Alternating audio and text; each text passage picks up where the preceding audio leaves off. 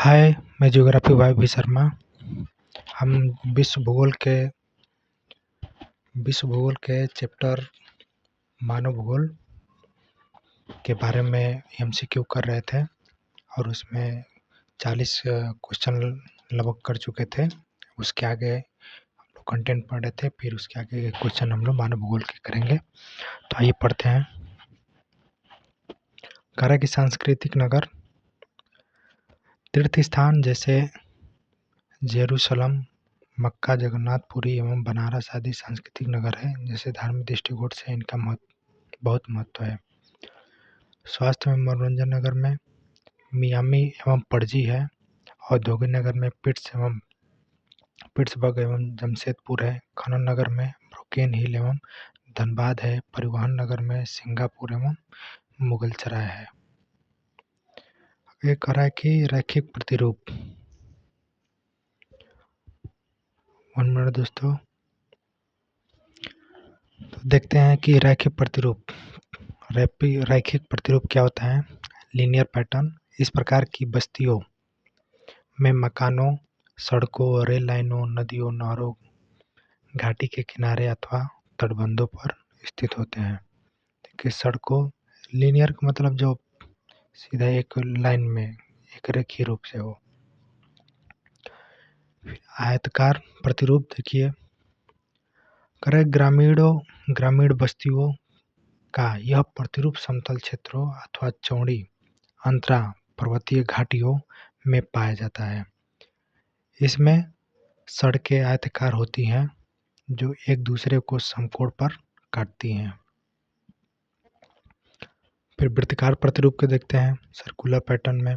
इस प्रकार के गांव झीलों, तालाबों आदि के क्षेत्रों के चारों ओर बस्तियां बस जाने से विकसित होते हैं। कभी-कभी ग्राम को इस योजना से बसाया जाता है कि उसका मध्य भाग खुला रहे, जिसमें पशुओं को रखा जाए ताकि वे जंगली जानवरों से सुरक्षित रहें।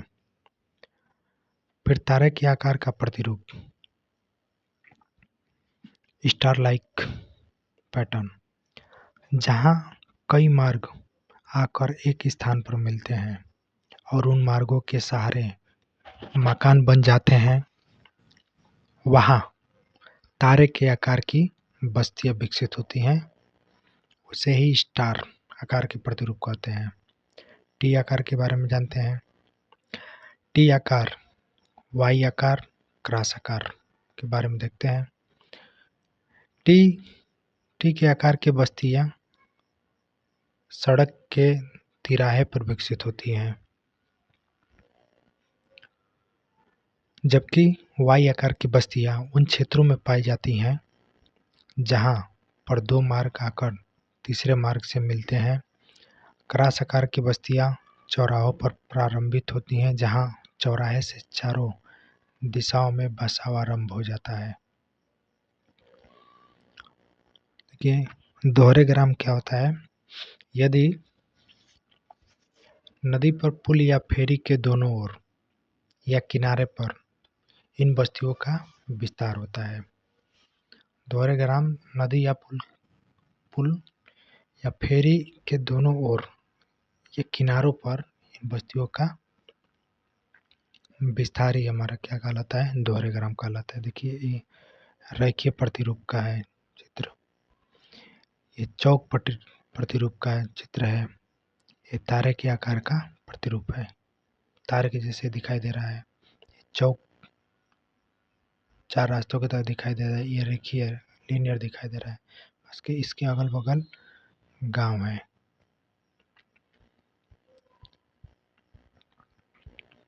देखते हैं हम लोग विश्व की विलुप्त जनजातियों के बारे में पढ़ते हैं। हजदा जो तंजानिया में रहते थे, कुंग कालाहारी,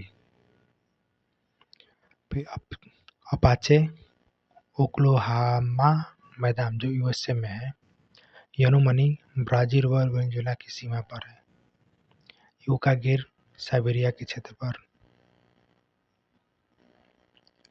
चुकनी जो उत्तर पूर्वी साइबेरिया एवं अमेरिका के लिए है, ओंगे अंडमान द्वीप पर जो है, सेंटिनेलीज जो अंडमान निकोबार पर है। आगे देखते हैं। कह रहा है कि पर्वतीय क्षेत्रों में निवास करने वाली जनजातियाँ, क्षेत्र ये जनजातियाँ, छोटा नागपुर क्षेत्र जो कोल, संथाल व भील, नीलगिरी की पहाड़ियाँ, टोडा, श्रीलंका में वेदा, फिलीपींस में एटाज, मलेशिया में सिमांग और जाकुन जनजातियाँ पाई जाती हैं।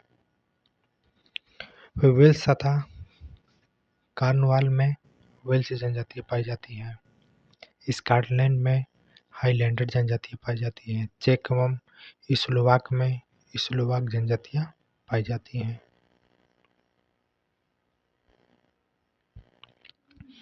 आइए हम लोग 41वें प्रश्न के बारे में पढ़ते हैं।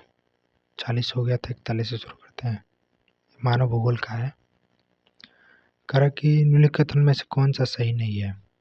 मलिन बस्तियों को मुंबई में चाल कहते हैं, मलिन बस्तियों को दिल्ली में झुग्गी झोपड़ी कहते हैं, कि मलिन बस्तियों को कोलकाता में झोपड़पट्टी कहते हैं, कि मलिन बस्तियों को चेन्नई में चेरी कहते हैं।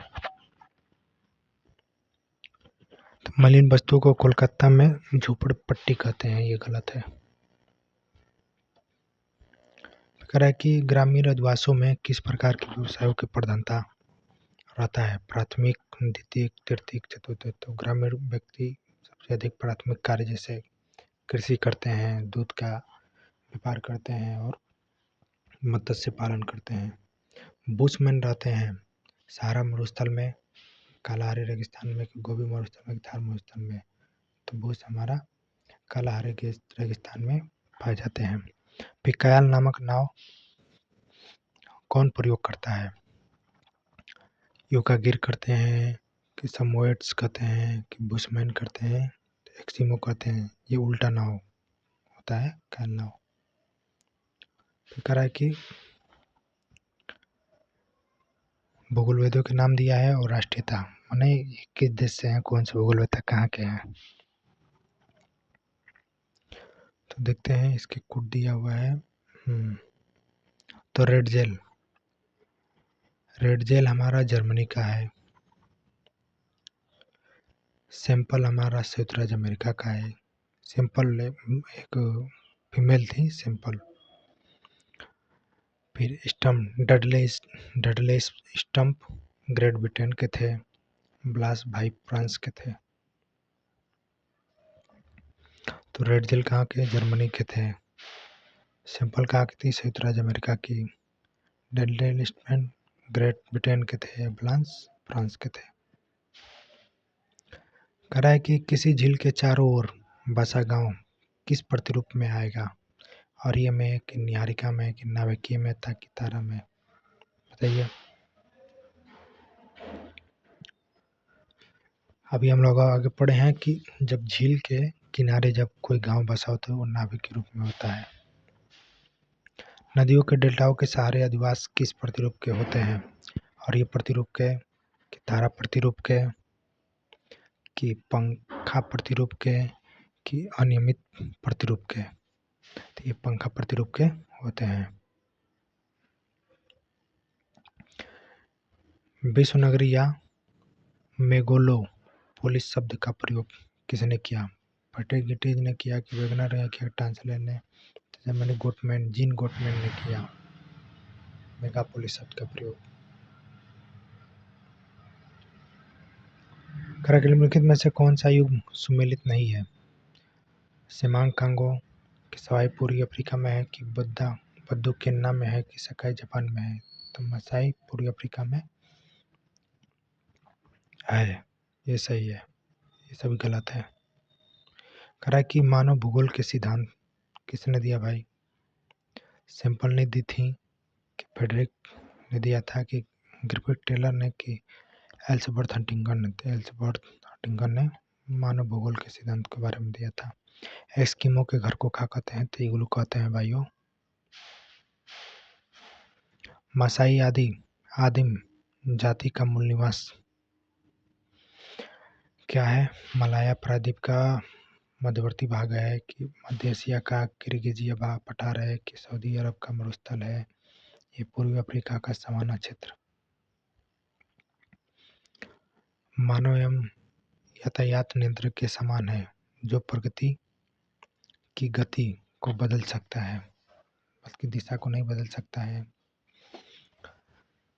किसवाद की बात है भाई, पर्यावरण नियतिवाद की है कि संस्कृति नियतिवाद की है कि संभववाद की नियतिवाद है, तो नव निश्चितवाद की ये बात है। फिर विश्वत रेखीय पेटी में दक्षिणी थाईलैंड और मलाया पहाड़ियों में किस जाति के लोग रहते हैं? सकाई, चुस्की, चुकसी, किसिमुवेट्स, सेमांग। सेमांग जाति के लोग थाईलैंड और मलाया पहाड़ियों में की जाति के हैं। फिर मंगोल प्रजाति की जन्मभूमि क्या है? भारत, इंडोनेशिया, मध्य पश्चिमी एशिया, चीन। तो मंगोलाइड हमारे चीन प्रजाति के हैं। ये आंसर की आप लोग मिला लीजिएगा, कोई अगर गलती होगा तो। आइए अब हम आगे पढ़ते हैं आर्थिक भूगोल के बारे में, इकोनॉमिक्स जियोग्राफी। इकोनॉमिक्स जियोग्राफी के बारे में पढ़ते हैं कि इसमें जो मानव जाति थी क्या कैसे अपने कार्य को पूर्ण करते थे, व्यापार करते थे।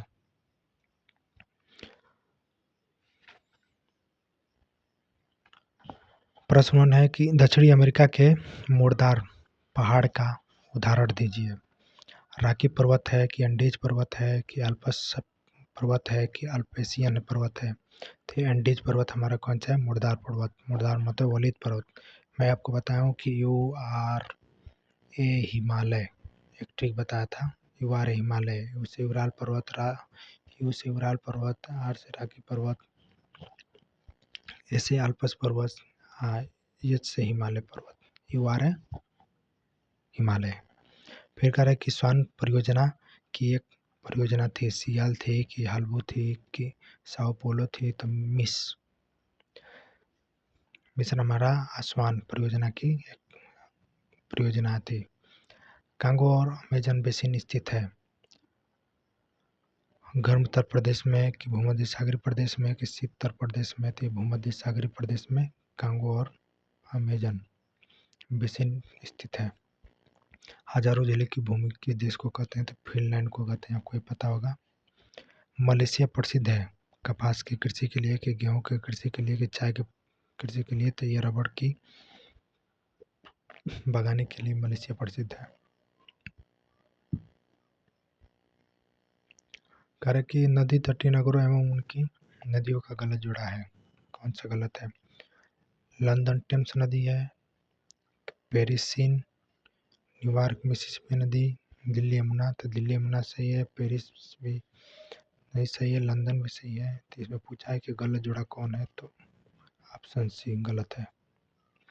निम्नलिखित महाद्वीपों में किस एक में जनसंख्या वृद्धि की दर न्यूनतम है? उत्तरी अमेरिका में है, दक्षिणी अमेरिका में है कि ऑस्ट्रेलिया में है? यूरोप में जनसंख्या वृद्धि की दर न्यूनतम है भाई, समझिए सबसे अधिक है।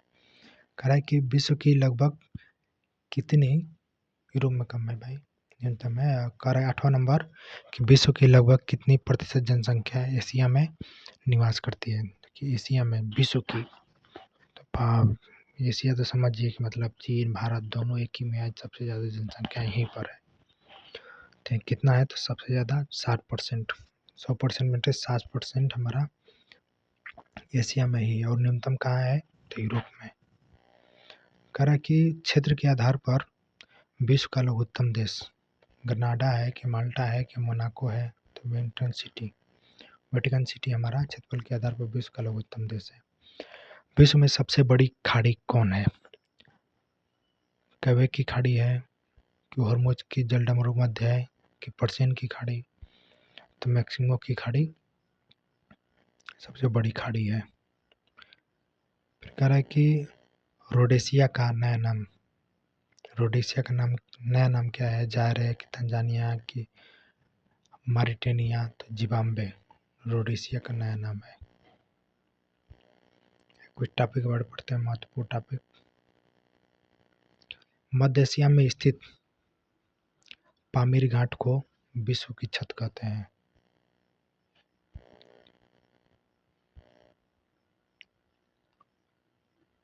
सॉरी 12 नंबर देखते हैं। 12 नंबर क्वेश्चन क्या है? करा कि आटाकामा का मरुस्थल स्थित है ऑस्ट्रेलिया में कि अफ्रीका में कि दक्षिण अमेरिका में कि एशिया में? तो दक्षिण अफ्रीका में आटाकामा का मरुस्थल स्थित है। निम्नलिखित में से कौन सा जल डमरू मध्य काला सागर और मरमरा सागर को जोड़ता है? बेरिंग जल डमरू, मलक्का जल डमरू, कि पाक जल डमरू, तब बाष्पपूरक जल डमरू हमारा काला सागर और मरमरा सागर को जोड़ता है। सागर संसार की छत किसे कहते हैं? तो पामीर के पठार को संसार का छत कहते हैं। कैंपियन सागर या झील अवस्थित है पूर्वतः यूरोप महाद्वीप में है कि पूर्वतः एशिया महाद्वीप में है कि अफ्रीका और कुछ एशिया में है कि यूरोप और कुछ एशिया में है? तो यूरोप और कुछ एशिया में हमारा कैंपियन सागर झील है। नियाग्रा जलप्रपात किस देश में है? जापान में है कि ब्रिटेन में है कि दक्षिण अमेरिका में है? तो पूर्व में से कहीं नहीं। मिस्र की नील नदी विश्व की सबसे चौड़ी नदी है कि लंबी नदी है कि गहरी नदी है कि छोटी नदी है? तो जो नील नदी है मिस्र की सबसे लंबी नदी है।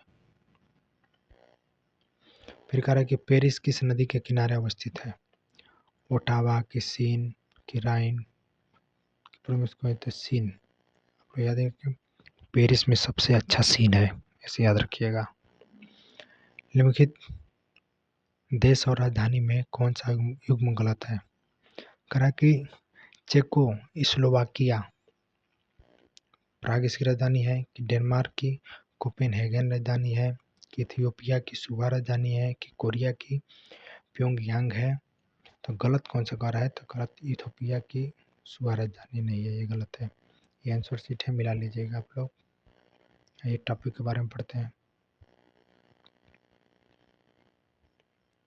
कह रहा है कि मध्य एशिया में स्थित पामीर घाट को विश्व की छत कहते हैं। फिनलैंड को हजारों झीलों का देश कहा जाता है, झीलों की वाटिका भी कहा जाता है।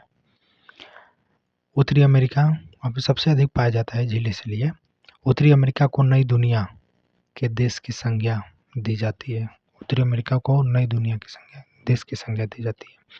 इटली के वेनिस शहर को नगरों का शहर कहा जाता है। भूमध्य रेखा से गुजरने वाली 13 देश Ecuador, Colombia, Brazil, Sao Tome Principe, Gabon, Congo गणराज्य, कांगो लोकतांत्रिक राज्य, Uganda, Kenya, Somalia, Maldives, Indonesia, Kiribati. देखिए जो हमारा है एलसीएम यानी मकर रेखा से हमारा 10 देश गुजरता है और फिर विषुवत रेखा से हमारा 13 देश गुजरता है और कर्क रेखा से 18 देश गुजरते हैं। 18 देशों को स्पर्श करता है। फिर कह रहे जिम्बाब्वे का प्राचीन नाम रोडेशिया है। इथियोपिया की राजधानी आदिस अबाबा है। नाइजीरिया को ताड़ तेल का देश कहा जाता है। नाइजीरिया को ताड़ तेल का देश कहा जाता है। अंटार्कटिक पर पहुंचने वाले प्रथम व्यक्ति रामचरण जी थे, जबकि डॉक्टर गिरिराज सिरोही दक्षिणी ध्रुव पर पहुंचने वाले प्रथम भारतीय थे। देखिए दोनों भारतीय हैं।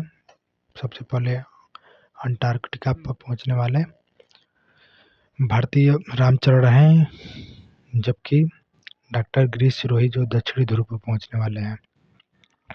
किर्गिस्तान को 40 कबीलों का देश कहा जाता है। किर्गिस्तान को 40 कबीलों का देश कहा जाता है।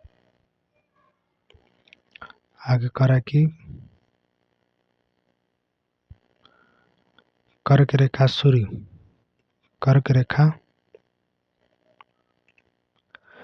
रेखा सूर्य विश्व के जिन देशों से होकर गुजरती है: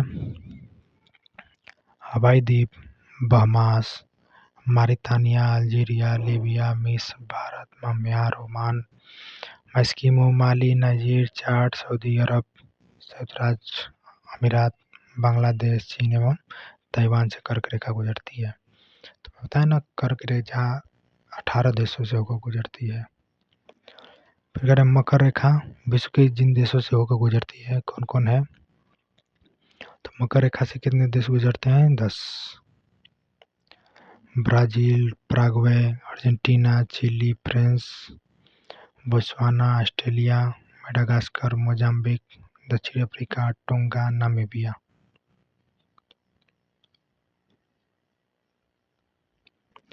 फिर कह रहे विश्व की सबसे बड़ी खाड़ी मैक्सिको की खाड़ी है। मैक्सिको की खाड़ी। म्यांमार को स्वर्ण पैगोडा का देश कहा जाता है। म्यांमार को स्वर्ण पैगोडा का देश कहा जाता है।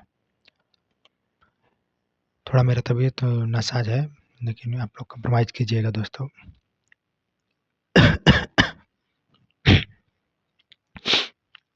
म्यांमार को स्वर्ण पैगोडा का देश कहा जाता है। इरावदी नदी को म्यांमार की जीवन की धारा कहा जाता है। म्यांमार की जीवन की धारा इरावदी नदी को कहा जाता है। मेसोपोटामिया की सभ्यता का विकास दजला व फरात नदियों की घाटियों में हुआ है। मेसोपोटामिया का सभ्यता का विकास क्या है? तो दजला फरात की नदियों की घाटियों में हुआ है। ये अगले टॉपिक के बारे में पढ़ते हैं। देखिए, कौन सा शहर किस देश और किस नदी के किनारे स्थित है? तो जो लंदन शहर है इंग्लैंड देश में है और टेम्स नदी के किनारे स्थित है। बर्लिन जर्मनी स्प्रीसी नदी के किनारे स्थित है। बिनिया ऑस्ट्रेलिया में है जो डेन्यूब नदी के किनारे स्थित है। बगदाद इराक में है जो टिग्रिस नदी के किनारे स्थित है। काहिरा मिस्र में है जो नील नदी के किनारे स्थित है। रोम इटली में है जो टाइबर नदी के किनारे स्थित है। पेरिस फ्रांस में है जो सीन नदी के किनारे स्थित है। लाहौर पाकिस्तान में है जो रावी नदी के किनारे स्थित है। कराची पाकिस्तान में है जो सिंधु नदी के किनारे स्थित है, विवादित वाला नदी। फिर बड़ा पोस्ट हंगरी, बड़ा बुडापेस्ट हंगरी में है जो डेन्यूब नदी के किनारे स्थित है। मैड्रिड स्पेन में है जो मैंजियन नदी के किनारे स्थित है। पर्थ ऑस्ट्रेलिया में है जो स्वान नदी के किनारे स्थित है। न्यूयॉर्क अमेरिका में है जो हडसन नदी के किनारे स्थित है। वाशिंगटन अमेरिका में है जो पोटोमैक नदी के किनारे स्थित है। मिलान इटली में है जो पो नदी के किनारे स्थित है। बर्डियास्क फ्रांस में है जो गैरोनी नदी के किनारे स्थित है। टांसेन फ्रांस में है जो लारे नदी के किनारे स्थित है। फिर आइए जल संधियों को देखते हैं, कौन सी जल संधि किस किस को जोड़ती है। करक के मलक्का इंडोनेशिया और मलेशिया जल संधि है जो अंडमान सागर और दक्षिणी हिंद सागर को जोड़ती है। पाक जल संधि जो श्रीलंका भारत की जल संधि है, ये पाक की खाड़ी और बंगाल की खाड़ी को जोड़ती है। सुड्डा जल संधि इंडोनेशिया में स्थित है जो जावा सागर और हिंद महासागर को जोड़ती है। युकाटान जल संधि जो मैक्सिको और क्यूबा है, ये मैक्सिको की खाड़ी और कैरेबियन सागर को जोड़ती है। मेसिना इटली सिसिली में है जो टायरेनियम को आयोनियन सागर से जोड़ती है। मोंटेरे जल संधि जो इटली और लापिया स्थित है जो एड्रियाटिक सागर या आयोनिक सागर को जोड़ती है। बाब एल मंडेब यमन और जिबूती जो लाल सागर और अदन की खाड़ी को जोड़ती है। कुक जल संधि जो न्यूजीलैंड मतलब उत्तरी और दक्षिण द्वीप जो दक्षिणी प्रशांत महासागर को जोड़ती है। मोजाम्बिक चैनल मोजाम्बिक और मेडागास्कर जो हिंद महासागर को जोड़ती है। फिर कह रहा है कि नॉर्थ चैनल जो उत्तरी आयरलैंड और स्कॉटलैंड जो आइसरिश सागर और अटलांटिक सागर को आपस में जोड़ती है। टॉरेस जल संधि जो पापुआ न्यू गिनी और ऑस्ट्रेलिया है, यह अरापुरा सागर और पापुआ की खाड़ी को जोड़ती है। बांस जल संधि तस्मानिया ऑस्ट्रेलिया जो तस्मान सागर और दक्षिणी सागर को आपस में जोड़ती है। बेरिंग जल संधि अलास्का जो रूस को जो बेरिंग सागर और चुकोशी सागर को आपस में जोड़ती है। बोनिफेसियो जो कोर्सिका और सार्डिनिया है, ये टाइरेनियन सागर एवं पश्चिमी भूमध्य सागर को आपस में जोड़ती है। बास्फोरस जल संधि तुर्की जो काला सागर और मरमरा सागर को आपस में जोड़ती है। फिर कह रहा है कि डॉर्डेनलेज जल संधि तुर्की जो मरमरा सागर और एजियन सागर को आपस में जोड़ती है। डेविड जल संधि जो ग्रीनलैंड और कनाडा कायो बेफिन की खाड़ी एवं उत्तरी अटलांटिक महासागर को आपस में जोड़ती है। डेनमार्क जल संधि ग्रीनलैंड और आइसलैंड जो उत्तरी अटलांटिक एवं आर्कटिक महासागर को आपस में जोड़ती है। डोबर जल संधि इंग्लैंड फ्रांस जो इंग्लिश चैनल एवं उत्तरी सागर को आपस में जोड़ती है। फ्लोरिडा जल संधि जो संयुक्त राज्य अमेरिका और क्यूबा है, वह मैक्सिमो की खाड़ी एवं अटलांटिक महासागर को आपस में जोड़ती है। हरमुज जल संधि ओमान और ईरान जो फ्रांस की खाड़ी एवं ओमान की खाड़ी को आपस में जोड़ती है।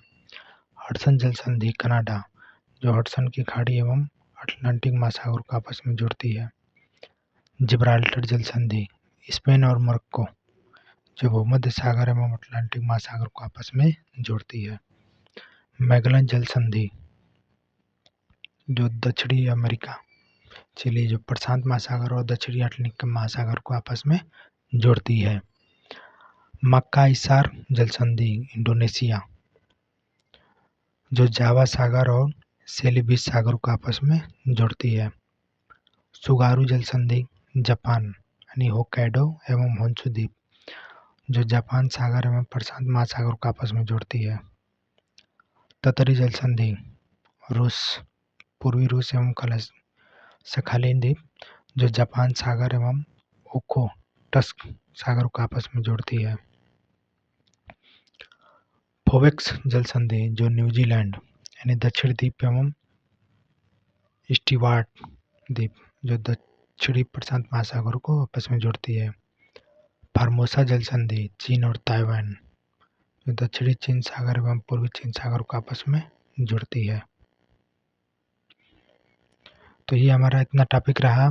आइए अब हम जो टीजीटी में महत्वपूर्ण देखिए बता देते हैं। जो यूपी टीजीटी में जो विचारक है सबसे ज़्यादा महत्वपूर्ण विचारक डेविस है, रेडजेल है, सैम्पुल है, हंटिंगटन है, ब्लास है, ब्रूस है, टेलर है। सबसे ज़्यादा इन्हीं से प्रश्न बनते हैं यूपी टीजीटी में। आइए हम कुछ महत्वपूर्ण परीक्षा योगी कथन एवं शब्दावली के बारे में पढ़ते हैं। पहले हम कथन के बारे में ही मैं कथन के ही टॉपिक लिया हुआ है कि कौन सी कोटेशन को किसने दिया। ये अधिकतर डायरेक्ट प्रश्न इससे आते हैं और अगर नहीं याद रहता है तो भाई नंबर कट जाते हैं हम लोगों के। तो ये हम लोग पढ़ते हैं और अपने तरीके से टिक के माध्यम से इन्हें सेट करते हैं ताकि हमें काफ़ी समय तक याद रहे।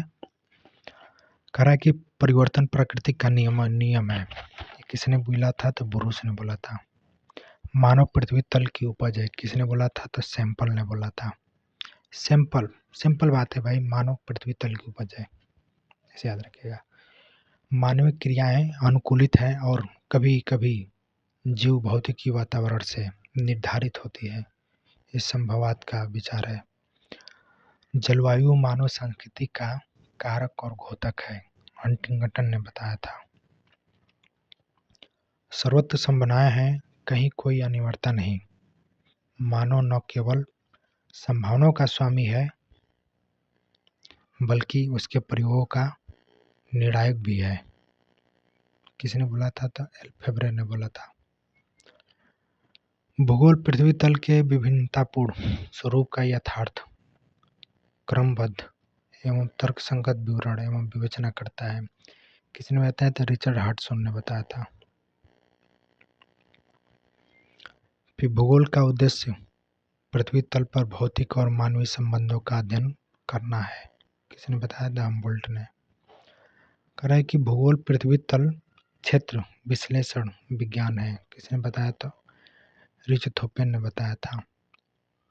सभी इतिहास का भौगोलिक स्वरूप में तथा सभी भूगोल का ऐतिहासिक रूप में अध्ययन किया जाना चाहिए। किसने बताया था? हेरोडोटस ने। भूगोल सभी विज्ञानों की जननी है, तो रिचर्ड हॉटसन ने बताया। वर्तमान भूगोल की कुंजी है, तो जेम्स हटलर ने बताया। वर्तमान भूगोल की कुंजी है, तो जेम्स हटलर ने बताया। भूगोल एक क्षेत्र विवरणीय विज्ञान है। किसने बताया? तो हिटलर ने। मुझे पदार्थ हो और मैं इससे पूरी दुनिया का निर्माण कर दूंगा, इमैनुअल कांट ने बताया। भौतिक भूगोल विश्व के ज्ञान का प्रथम भाग है एवं निश्चित ही विश्व के वास्तुबोध को समझने के लिए एक प्राथमिक आवश्यकता है। कांट ने बताया, मानव सभ्यता से अप्रभावित पृथ्वी के दृश्य प्राकृतिक धरातल का अध्ययन भौतिक भूगोल है। किसने बताया? पियरे बायरट ने बताया। कि भौगोलिक चक्र समय की वह अवधि है जिसके अंतर्गत एक उत्थित भूखंड अपर्दन के प्रक्रम द्वारा एक आकृति विहीन समतल मैदान में परिवर्तित हो जाता है। किसने बताया? डेविस ने बताया। पृथ्वी के आंतरिक भाग में तनाव शक्ति जनित भ्रंश के कारण भूकंप आते हैं, यह रीड ने बताया। स्थल रूप संरचना प्रकम्प तथा समय का प्रतिफल है, डेविस ने बताया। डेविस से अधिकतम प्रश्न पूछे जाते हैं भाई यूपीटीजीटी में। कह रहे कि विकिरण का प्रवाह विकिरण करने वाली वस्तु के निरपेक्ष तापमान की चौथी घात के समानुपाती होता है।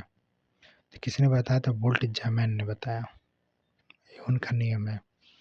कह रहा है कि समुद्र विज्ञान का संबंध मौसम विज्ञान के ही समान भौगोलिक पृष्ठभूमि से है। इसका संबंध पृथ्वी के सर्वाधिक गतिशील भाग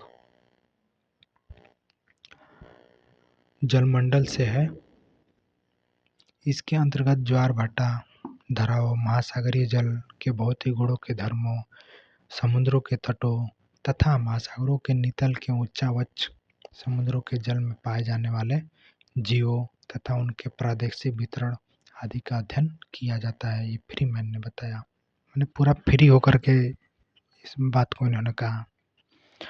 वनस्पति जलवायु का सही मापदंड है, कोपेन ने बताया। फिर कह रहा है कि वातावरण जीव के पारिस्थितिक कारकों का योग है। किसने बताया? तो फिटिंग ने बताया। देखते हैं। कह रहा है कि प्राकृतिक कभी झुकाव दे सकती है तो कभी प्रतिबंध लगा सकती है, प्रतिबंध लगा सकती है, लेकिन प्राकृतिक मानव के लिए कभी भी एक सलाहकार से अधिक नहीं रही, ब्लास ने बताया। मानव किसी देश के विज्ञान को तीव्र कम या रोक सकता है, लेकिन यदि वह बुद्धिमान है तो उसे प्राकृतिक वातावरण द्वारा निर्देशित दिशा से नहीं हटना चाहिए, ग्राफिक टेलर ने बताया।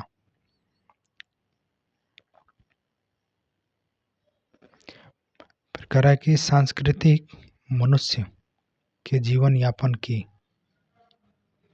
एक पद्धति है, एक ऐसा पर्यावरण जिसे किसी निश्चित अधिकार क्षेत्र में रहने वाले मानव समूहों के विचारों, संस्थाओं, दैनिक भाषा, उपकरण, कार्य तथा भावनाओं के रूप में निर्मित किया,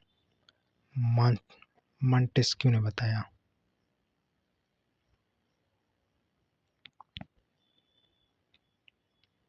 कहा कि सांस्कृतिक मूल्यों, शैलियों, भावनात्मक अवस्था अथवा बौद्धिक अभियानों का संसार है।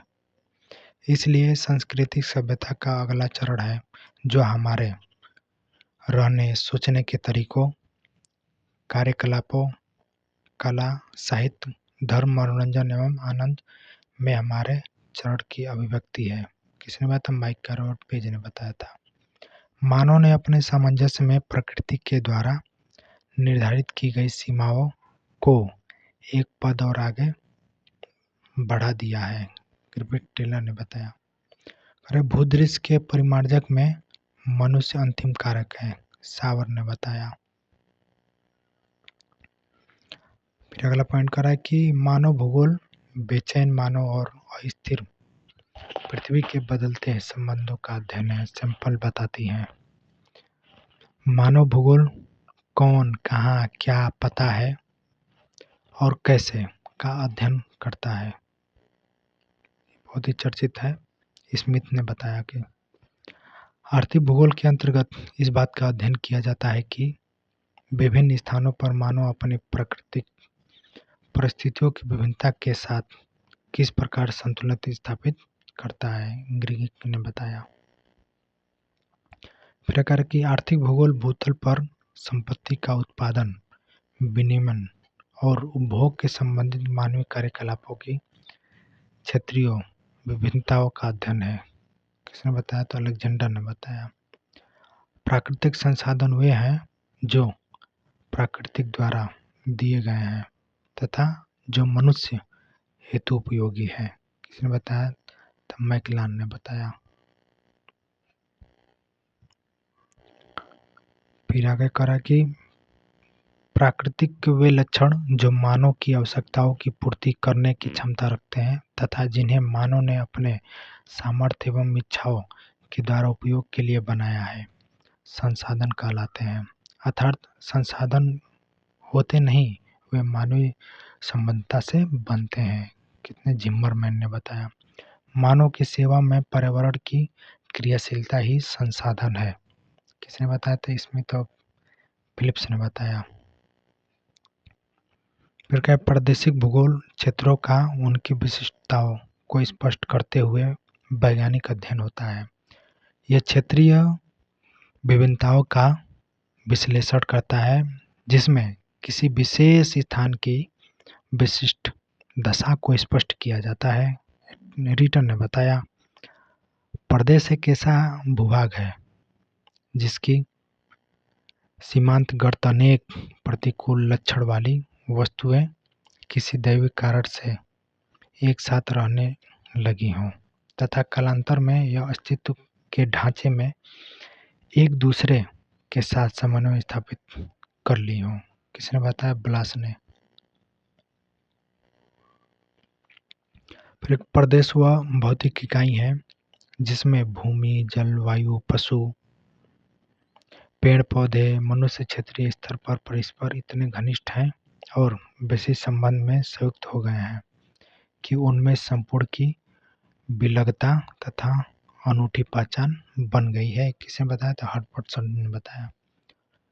फिर प्रदेश वह भौगोलिक इकाई है जिसमें सर्वत्र स्थाकृति समानताएं पाई जाती हैं और जो आसपास के क्षेत्रों में सर्वथा भिन्न है। फेनमैन ने बताया। कह रहा है कि विकसित देश वे हैं जो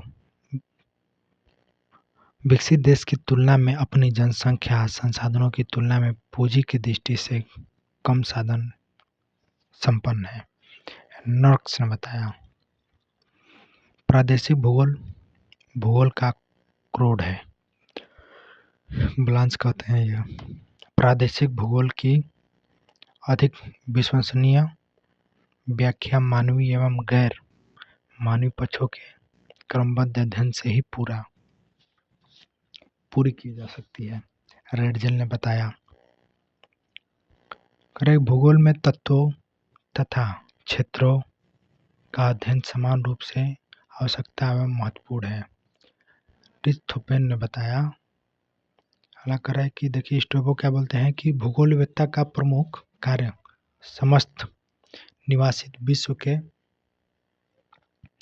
परिमाण, आकार, स्वरूप, इसके पृथ्वी से संबंध की व्याख्या करना होना चाहिए, स्टेप को कहते हैं।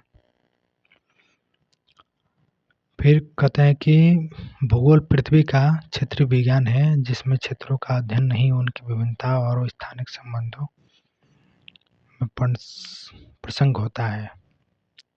ब्लास कहते हैं कि समस्त भौगोलिक विज्ञान विकास में प्रमुख भावना पार्थिविकता की है। फिर स्ट्रैबो कहते हैं कि भूगोलवेत्ता वह व्यक्ति है जो पृथ्वी के भूभागों का वर्णन करने का प्रयास करता है। जेम्स हटन कहते हैं कि वर्तमान भूतकाल की कुंजी है सबसे चर्चित कोटेशन, भाई याद रखिएगा। डेविस कहते हैं कि दृश्य भूमि प्रक्रम, संरचना और चरण का प्रकार्य है। आगे देखते हैं।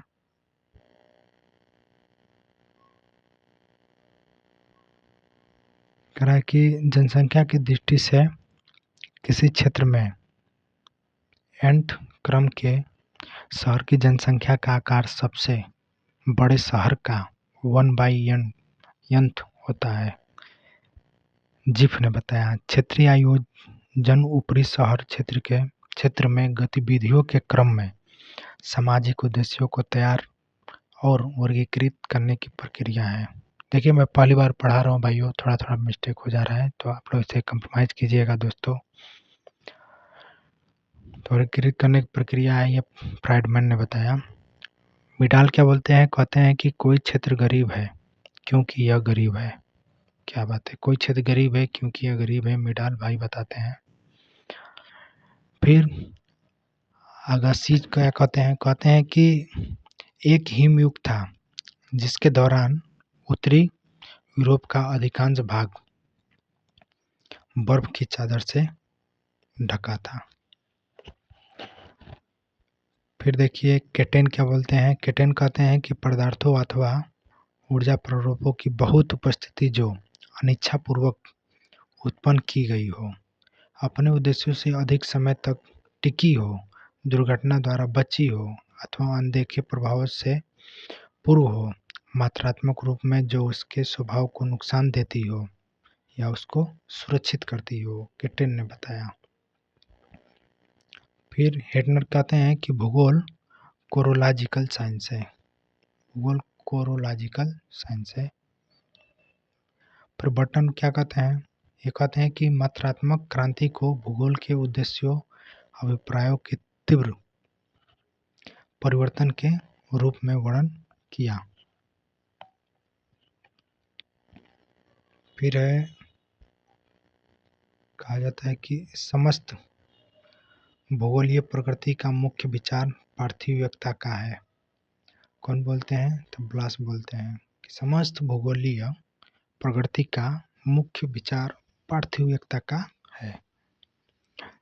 फिर ब्लास कहते हैं कि भौगोलिक विकास में पार्थिविकता का सिद्धांत सदैव प्रबल रहा है। हेरोडोटस क्या कहते हैं भाई, हेरोडोटस इतिहास के जनक इनको माना जाता है, हेरोडोटस को।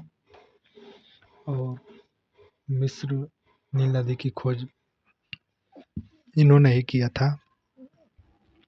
देखिए हेरोडोटस क्या कहते हैं, इतिहास को भौगोलिक दृष्टि से देखा जाना चाहिए और भूगोल को इतिहास की दृष्टि से देखा जाना चाहिए। ठीक है ना, इन्होंने इतिहास से भूगोल को संबंध दिया है, इतिहास और भूगोल के बारे में। इसलिए बताया जाए कि एसएसटी में 4 सब्जेक्ट होते हैं, हिस्ट्री, जियोग्राफी, पॉलिटी और इकोनॉमिक। ये सभी एसएसटी के हैं और ये एक दूसरे से किसी ना किसी टॉपिक से कनेक्ट हैं। तो क्या आगे क्या कहते हैं हेरोडोटस, मिस्र नील नदी का देन है या वरदान है, इन्होंने ही बोला था। फिर कह रहा है कि प्रत्येक सुविचारित कार्य सबसे पहले दिमाग में चिंतन से शुरू होना चाहिए। यह वास्तविक रूप से ले सकें इसके पूर्व से चिंतन प्रक्रिया में शामिल उसका अभ्यास ही करना चाहिए, ये मैके ने बताया। फिर क्या बात फ्रेबे क्या कहते हैं? फ्रेबे कहते हैं कि आवश्यकताओं नहीं बल्कि प्रत्येक जगह संभावनाएं हैं और इन संभावनाओं के स्वामी के रूप में मनुष्य उनके प्रयोग का निर्णायक है। फिर आगे विलियम बुंगी कहते हैं कि क्रमबद्ध भूगोल को सैद्धांतिक क्षेत्रों में चले जाने चाहिए और क्षेत्रीय भूगोल को सामान्य खोज के लिए न कि अनन्य अध्ययनों की खोज के लिए जाने चाहिए, विलियम बुंगी ने बोला। स्टम्प क्या बोलते हैं? डडल स्टम्प कि सांस्कृतिक भूगोल वह है जो मानवीय संस्कृतियों पर बल देता है और जिसे सामान्य रूप से मानव भूगोल के समतुल्य माना जाता है, स्टम्प बोलते हैं। फिर कह रहा है कि संस्कृति वह सम्मिश्र समष्टि है जिसमें समाज के सदस्य के रूप में व्यक्ति द्वारा अर्जित ज्ञान, विश्वास, कला, नैतिकता, कानून, प्रथाएं शामिल होती हैं, टेलर कहते हैं ये। मैकिंडर क्या बोलते हैं कि जो पूर्वी यूरोप पर शासन करता है वो हृदय स्थल पर शासन करता है, जो हृदय स्थल पर शासन करता है वह विश्व की दीप को अपने वश में रखता है। बहुत ही चर्चित कोटेशन है ये। तो ये रहा हमारा ये विश्व का भूगोल के बारे में आज हम लोग दोस्तों पढ़े हैं और हमें आशा और विश्वास है कि आपको हमारी प्रोवाइड की हुई कंटेंट अच्छा लगेगा। मैंने इसे मेरे माइंड में एक छोटा सा विचार आया कि मैं आपके सामने ये प्रस्तुत करूं। इसके माध्यम से हम जल्दी टॉपिक को एक बार एक नज़रिए में पढ़ लेंगे। आधा 2 घंटे का और 1 घंटे का वीडियो मैंने 4 वीडियो बनाया है विश्व का भूगोल और भारत के भूगोल का दोनों को मिला करके। अब देखिए ये नीचे हमारा भारत का भूगोल का है, मैंने ये इसको बना चुका है पहले। आप लोग हमारे चैनल में यूट्यूब चैनल में जाइएगा, हमारे यूट्यूब चैनल का नाम है जियोग्राफी बॉय भी शर्मा, जियोग्राफी बॉय भी शर्मा। मैंने इस चैनल में पूरी बढ़िया से विश्व का भूगोल और भारत का भूगोल के कंटेंट को पढ़ करके और उन्हें सुचारू तरीके से बताया है। ठीक है दोस्तों, हमारा आशा विश्वास है कि हमारा ये चैनल आपको पसंद आया और हमारे कंटेंट भी अच्छा पसंद आया तो ज़रूर लाइक और सब्सक्राइब करें और हमें ज़रूर बताएं। देखिए मैं आगे पॉलिटी का कंटेंट ला सकता हूँ, वैसे मैं एसएसटी का हमारा सब्जेक्ट है जियोग्राफी और पॉलिटी, तो जिसका भी जियोग्राफी और पॉलिटी होगा एसएसटी में, यूपीटीजीटी में, तो आप हमारे चैनल पर आकर के उनको आराम से आसानी से सरल भाषा में पढ़ सकते हैं, जल्दी भी आप शॉर्ट टाइप में। तो ठीक है दोस्तों, हमारा चैनल जियोग्राफी बाय भी शर्मा, आप हमारे इस चैनल को ज़रूर लाइक और सब्सक्राइब कीजिएगा ताकि हमारा हौसला बढ़े और मैं आगे ऐसे कंटेंट अलग मैंने ये किताबों से छाट करके लाया है और इसमें पढ़ाया है और बताया है। ठीक है, थैंक यू दोस्तों, धन्यवाद। तो देखिए दोस्तों ये हमारा चैनल है जो भारत का भूगोल और भारत का भूगोल सीआरटी के महेश बंडाल का कुछ कंटेंट है और दृष्टि का इसमें कुछ कंटेंट है, दोनों को मिला कर बनाया गया है। बहुत ही अच्छा कंटेंट प्रोवाइड किया गया है। इसमें पीटीजीटी स्पेशल के लिए है, पीटीजीटी और पीजीटी ज्योग्राफी एमसीक्यू और कंटेंट दोनों है इसमें। आप लोग हमारे इस वीडियो को ज़रूर देखे होंगे तो आपको अच्छा लगा होगा। इसमें भारत का भूगोल पूरा दूसरे वाले वीडियो में ख़त्म कर गए हैं, एक ही बार में ज़रूर देखें। फिर अब देखिए इसमें ये हमारा जियोग्राफी बॉय भी शर्मा हमारा चैनल है, आप लोग ज़रूर हमारे चैनल को लाइक और सब्सक्राइब करें। और भी मैंने कुछ वीडियो एनसीईआरटी के इसमें बनाए हुए हैं शॉर्ट के रूप में, आप उसको भी ज़रूर देखें, आपको बहुत ही फ़ायदा मिलेगा इससे। ठीक है, अगेन थैंक यू दोस्तों।